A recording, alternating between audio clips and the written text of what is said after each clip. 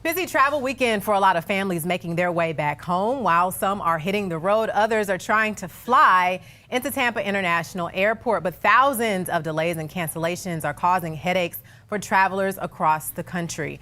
10 Tampa Bay's Chris Rogers is live at the airport. And Chris, how's it looking out there this evening? Well, Emerald, the Memorial Day travel wave hasn't died down quite yet. It's still quite busy here at Tampa International Airport. The good news is delays and cancellations haven't really been a problem today here at this airport. You can see the departure board behind me showing mostly on-time flights here at Tampa International Airport, but nationwide it's been a different story. Thousands of flights canceled. Part of the problem, finding pilots. We're ultimately headed to Norfolk, Virginia, but in order to get to Charlotte, everything is canceled, set back. It's really a mess. Long lines and high prices are not the only thing impacting travelers this holiday weekend. I mean, a lot of cancellations due to weather. Once the ball starts rolling, it's the snowball downhill.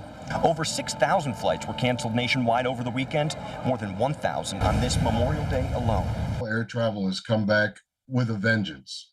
Everybody's sitting on the money they didn't spend. Everybody wants to go where they couldn't go during COVID, and the demand is there. And 8 to 10% of the pilot force that was there prior to the outbreak of the pandemic no longer is on the payroll. According to federal labor statistics, the industry needs to hire 14,500 pilots a year to get ahead of the shortage by 2030. It's unrealistic enough to the point that they're looking at not necessarily bringing back retired pilots like myself, but extending the age from 65 to 67 for mandatory retirement. It's only the beginning of what experts are predicting could be a summer of travel chaos.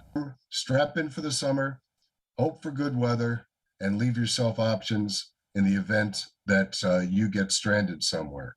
Numbers from AAA showing a huge influx of travel consumers now finding different ways to get around. And get this, a 189% increase in other modes of transportation, which includes buses, trains, and cruises. Meantime, flyers now bracing for what could be a long summer in the skies. Prepare for it, and the early bird gets the worm. Now, long lines at security seems to be the story across the country as well. We spoke to one passenger earlier today who told us she received a text from her airline advising her to get to the airport 3 hours ahead of time for a 2-hour flight. Back to you.